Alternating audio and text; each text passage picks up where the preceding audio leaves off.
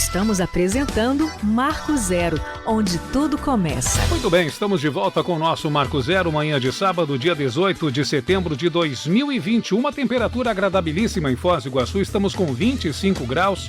E há pouco estávamos com imagens da Ponte Internacional da Amizade em Foz do Iguaçu. Muito vento marcando aí esse sábado 18 de setembro e começamos, né, Paulinho? A segunda quinzena do 9º mês do ano, daqui a pouquinho vem outubro. Eu sempre digo aqui, passou a Semana Santa, acabou o ano. Eu tenho concordância parcialmente com essa afirmação. Quando chega outubro, conto muito o Dia das Crianças e o Halloween, e aí você foi. É muito rápido, né? Exatamente. Vamos falar então justamente disso. Exatamente. Tempo. O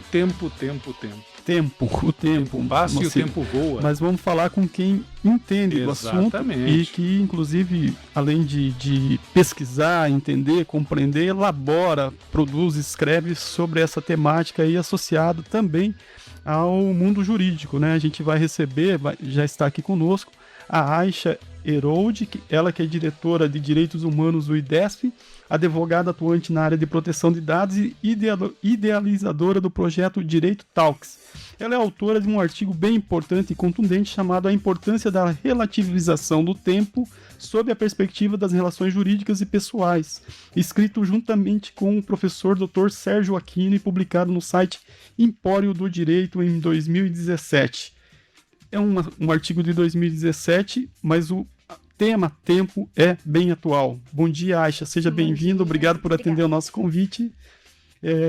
Vamos começar falando, então. Você atua na área de direitos humanos, né, dos direitos das pessoas, é uma advogada e reflete, analisa as questões do tempo.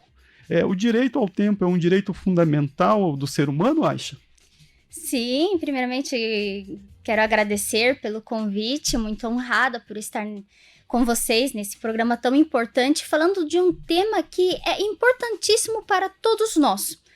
O direito ao tempo, ele é sim um direito fundamental, muito embora ele não esteja de forma explícita na nossa Constituição Federal, nós podemos subtraí-lo de forma implícita. Como, por exemplo, nós temos a questão da duração razoável do processo. Quando nós falamos do tempo, né, no seu teor jurídico, nós não podemos falar de justiça se nós temos uma justiça tardia. Pelo contrário, é necessário que o tempo permeie as relações jurídicas. E isso faz com que os nossos demais direitos fundamentais sejam contemplados. Então, quando nós falamos de direito ao tempo, é algo inerente a todos nós, seres humanos, considerando que nós temos a nossa finitude. Quando a gente traz a questão do tempo, nós devemos analisar como ele é importante para todos nós e ele não retorna. O tempo perdido não há de ser recuperado. Por exemplo, quando nós falamos de filas bancárias e de demora no atendimento. Mas foi só 10 minutinhos a mais aqui, 15 minutinhos a mais ali, mero de sabor, só é pouco tempo. Mas vamos olhar bem no sentido de que se nós somarmos todo esse tempo que nós ficamos em filas de banco durante a nossa vida, quanto tempo nós teremos somado? E esse tempo, ele retorna? Você tem como recuperar esse tempo? Ou será que até mesmo o dinheiro tem a capacidade de trazer de volta este tempo?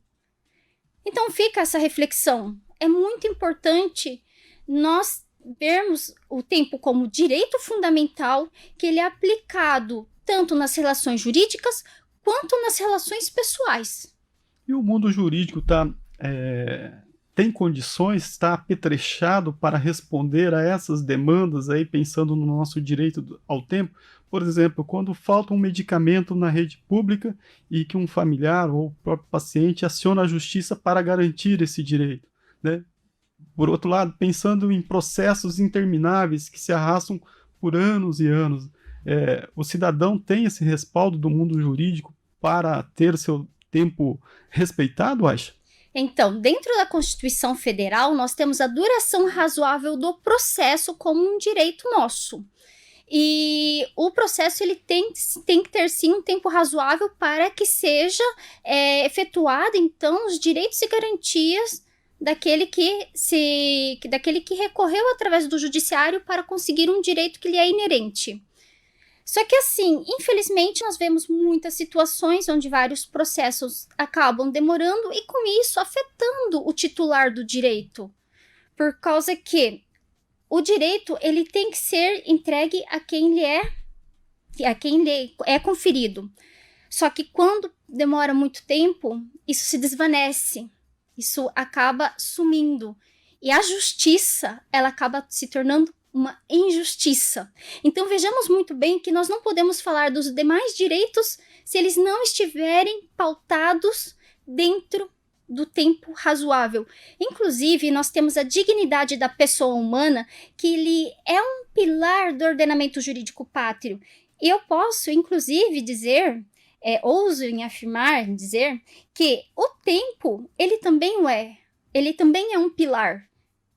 Será que nós temos algum direito, alguma justiça, quando há uma demora? A morosidade processual, ela pode simplesmente afetar, ela pode destruir aquele que está esperando o seu direito. Então, é super relevante nós considerarmos essa questão do tempo dentro do direito. E a Constituição mesmo federal, ela traz como um direito nosso. E como que a gente pode evitar isso? A quem recorrer quando esse tempo do mundo jurídico, esse valor jurídico do tempo, passa a nos afetar? Nos parece que a gente está de mão amarrada em relação a isso, né? Os processos caminham dentro do seu rito, né? A gente só pode esperar, as pessoas que dependem desse andamento do processo sofrem com isso, como você falou. Enfim, quais são as soluções para o cidadão, a pessoa de carne e osso que depende desse andamento, desse tempo jurídico a seu favor? Então, o grande problema do nosso país é que nós temos muitos processos correndo na justiça. O judiciário sempre tem se pautado nessa questão de agilizar essas soluções processuais. Só que por muitas vezes, como nós estamos abarrotados de processos dentro do judiciário, isso acaba dificultando. Então, sempre se busca por soluções, muito embora por vezes é quase que inevitável essa morosidade processual. O que tenta se fazer é amenizar essa situação. Mas tem casos que não dá para esperar, como você bem trouxe na questão passada, que em casos de saúde, onde uma determinada pessoa precisa de um remédio para sobreviver, um dia a mais pode custar a vida da pessoa. A pessoa está precisando daquele medicamento. Então nós temos situações especiais, inclusive com tratamentos especiais perante o judiciário, para que não ocorra nenhuma espécie de prejuízo. E não parece a você que é do meio que as demandas do Estado, né, ou seja, do ente público, elas são mais aligeiradas quando se trata, né, de uma ação demandada por esses entes, né, governos, poder público em geral? Parece que tem um foro especial para transitar os processos, para as decisões serem tomadas, que é diferente da do cidadão, ou seja, duas justiças, né, uma que é aquela que atende ao Estado e outra que atende ao cidadão. Então, o que se tenta é sempre equilibrar, é sempre buscar o equilíbrio. Mas aí, é claro, vai depender de caso a caso, é algo muito que depende do caso que está sendo julgado, que está sendo verificado pela justiça. Muito bem. O tempo é um recurso escasso da vida humana, na sua opinião? Sim, é um recurso escasso da vida humana e que deve ser aproveitado, né, em melhor benefício da pessoa e da sociedade. Por isso que é importante nós visualizarmos e vislumbrarmos a questão do direito ao tempo como um direito fundamental, um direito humano. Ele é um valor inerente a nós, seres humanos, e que deve ser zelado com esse viés. Quando ele é relativizado, né, como você aborda no seu artigo, junto com o professor Sérgio Aquino, o que isso implica na vida das pessoas, no coletivo, na vida em sociedade? Quais são as implicações dessa relativização do tempo, né, no nosso dia a dia, nos nossos direitos, inclusive? Então, o tempo, quando nós falamos dele, aí nós podemos trazer a questão do valor do tempo. e podemos trabalhar o tempo dividido em 3 valores. Nós temos o valor universal, que é aquele conto que nós trazemos em questão de horas, 24 horas para todos nós, iguais, contado em horários iguais para todos. Mas nós temos aí, então, a questão do valor subjetivo. Esse valor subjetivo é o tempo inerente a cada pessoa. Por exemplo, eu trago aqui uma mulher em trabalho de parto. 1 hora para ela é diferente de 1 hora para uma mulher que está numa academia, por exemplo. Ou uma pessoa que sofreu um acidente, 15 minutos para ele é diferente de 15 minutos para quem está sentado, assistindo televisão. Aí nós temos o valor subjetivo. E nós verificamos esses 2 valores para trazermos ele como um valor jurídico. E aí entra essa questão que eu já mencionei, o tempo como valor jurídico. Quem trabalha muito com o tema que eu cito é o Vitor Guglinski. Ele é um advogado de Minas Gerais e ele trabalha maravilhosamente com a questão também do tempo como valor jurídico. E é essa questão que nós trabalhamos. Nós precisamos reconhecer o tempo, nós precisamos, inclusive, nos organizarmos em questão do tempo, gerenciá-lo. Isso é muito importante. Mas esse é um ponto aí. Hoje, cada vez mais, a gente não tem tempo, porque estão nos sugando, as redes sociais nos sugam. Por exemplo, em outros tempos, você saía do trabalho às 18 horas, só ia se preocupar com o trabalho no outro dia, às 8 horas da manhã. Você não tinha mais o contato com a empresa. Hoje, por mais que a gente saiba que as empresas não podem te cobrar pelo WhatsApp trabalho extra, né? Mas você está ali com o celular na mão. Aquele problema que você deixou de resolver à tarde fica martelando na sua cabeça durante a noite, durante a madrugada. Isso também é uma forma de desgaste do tempo e desgaste do ser humano? É uma forma de desgaste. E é plausível de algum tipo de ação jurídica? Então, o que acontece? Eis o nosso cenário que nós estamos tendo, que é a questão da pós-modernidade, da advinda das tecnologias e da computação. Tudo isso refletiu diretamente em nós. Inclusive, posso assim, ouso em dizer que mexeu um pouco com a estrutura humana, com a natureza humana. Porque nós temos que lidar com a vida presencial e com a vida virtual. E a vida virtual, ela emite reflexos na nossa vida presencial, na nossa vida real. E nós temos que dar conta de tudo. E quando eu falo de tempo, eu trago tempo com qualidade. Eu não quero me referir a qualquer tempo. Quando nós falamos tempo com qualidade, é um tempo pautado na dignidade da pessoa humana. Por isso que a dignidade da pessoa humana ela é o pilar da estrutura do nosso ordenamento jurídico. Pela importância que ela tem. Nós não podemos falar de um tempo se não for um tempo pautado na dignidade da pessoa humana. Nós não podemos falar de uma saúde ou de uma educação que não esteja voltado para a dignidade da pessoa humana, que não contenha este princípio. Então, quando nós estamos nos remetendo a essa questão de tempo, atualmente nós temos que realmente nos desdobrarmos. Precisamos estar em constante vigilância em relação às nossas ações nas redes sociais, porque, como eu disse, o tempo ele tem o seu valor subjetivo. E 1 hora numa rede social passa que a gente não vê. E quando a gente percebe, já acabou o dia. E deixamos para trás a questão de um exercício, uma atividade física, nós acabamos substituindo aquilo que realmente é necessário para nós, porque nós estamos habituados a ficarmos numa tela. E isso tem se agravado principalmente com a pandemia.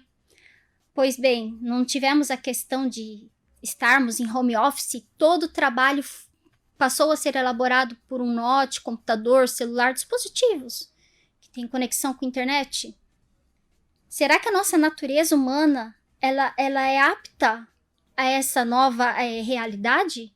Nós acabamos deixando realmente exercícios, contatos que são tão importantes para o nosso desenvolvimento como pessoas, nosso desenvolvimento como seres humanos. E é claro, na questão jurídica, em casos que ocorram, por exemplo, qualquer violação a direitos, Aí o judiciário está pronto, né, para receber esses casos e julgá-los. Dentro do seu tempo, né? Dentro do seu tempo. O judiciário demora muito. E a gente até perdeu um direito, que eu acredito ao ócio, né? Em outros tempos, volto eu falar, você podia relaxar, né? Hoje você para relaxar, o que você faz? Você pega o celular e você não relaxa mais. Porque tem alguém te chamando no WhatsApp para trabalho, você vê alguma opinião na rede social, você já se sente estimulado ao comentar, e ali você já perdeu o seu tempo precioso de relaxar a mente, relaxar o seu corpo, né? Exatamente. É um tema que eu também trabalho, que é o direito à solidão, que é o direito a estar só, que ele é um direito ligado à privacidade e que é tão importante para o nosso desenvolvimento. Nós precisamos de um tempo a sós para nos encontrarmos com nós mesmos. Isso é imprescindível para o ser humano. Só que em que momento nós encontramos esse tempo de reflexão, sendo que nós estamos constantemente em redes sociais? E nas redes sociais nós estamos abertos ao mundo, diga-se, ao mundo. Aí nós colocamos um determinado assunto que vem em comentários, que às vezes comentário que nos agrada ou não, quando nós expomos nós temos que estar preparados tanto para os elogios quanto para as críticas.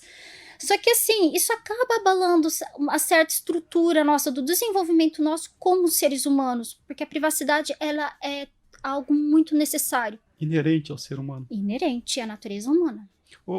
A gente falou da demora no compasso, muitas vezes demonstrada aí pelo judiciário em definir as contendas das demandas jurídicas a favor do cidadão ou relacionadas ao cidadão, né? Agora, mirando um pouco essa questão disso que você fala do tempo como direito e como um componente da dignidade humana. Isso me remete, por exemplo, aos serviços públicos, né? Saindo da esfera jurídica, passando agora para a esfera do poder público.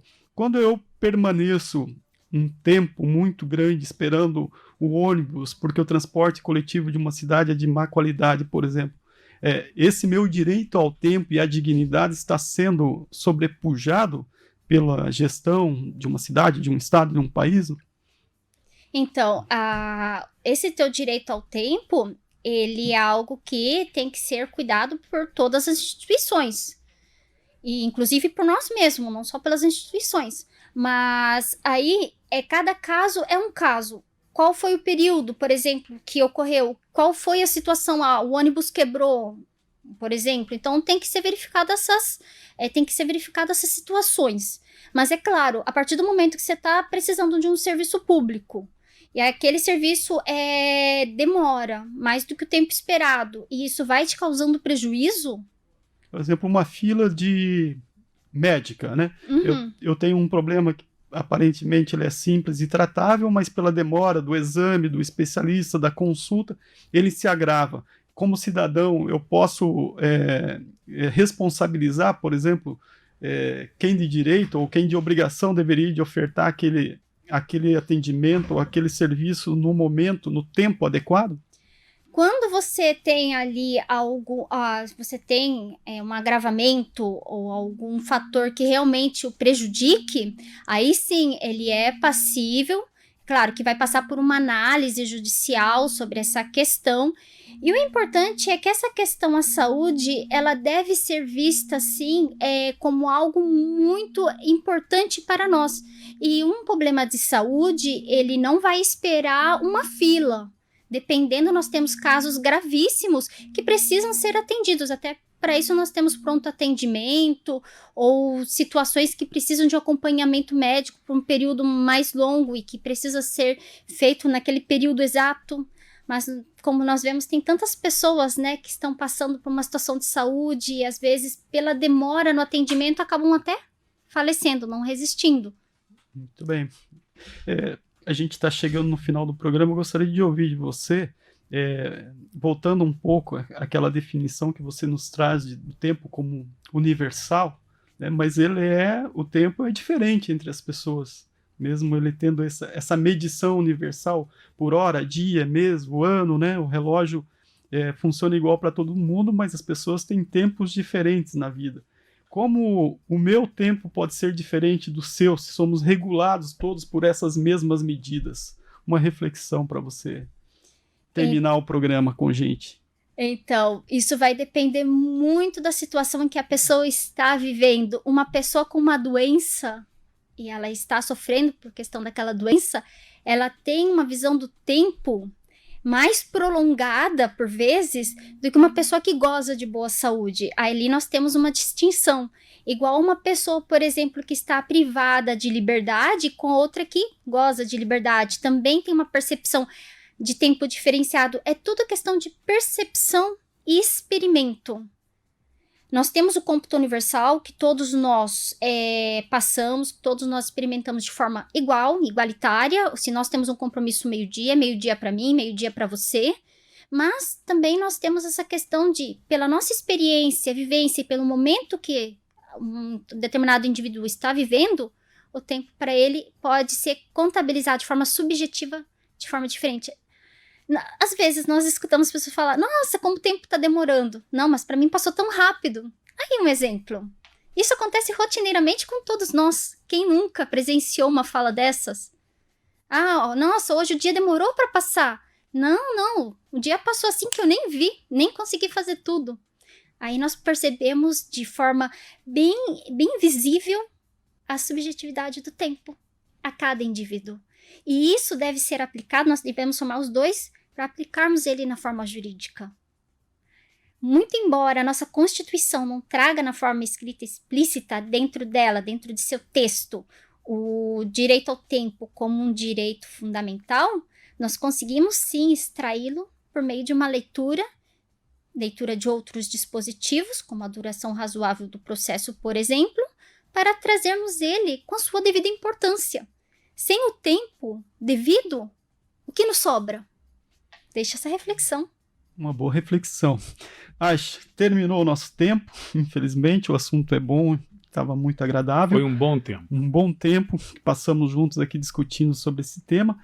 Eu queria que você deixasse uma referência de como as pessoas podem conhecer o projeto Direito Talks, do IDESP, todo mundo já sabe, o site, tudo, onde você também contribui, mas o Direito Talks, como as pessoas podem acessar e conhecer mais esse projeto que você é uma das participantes.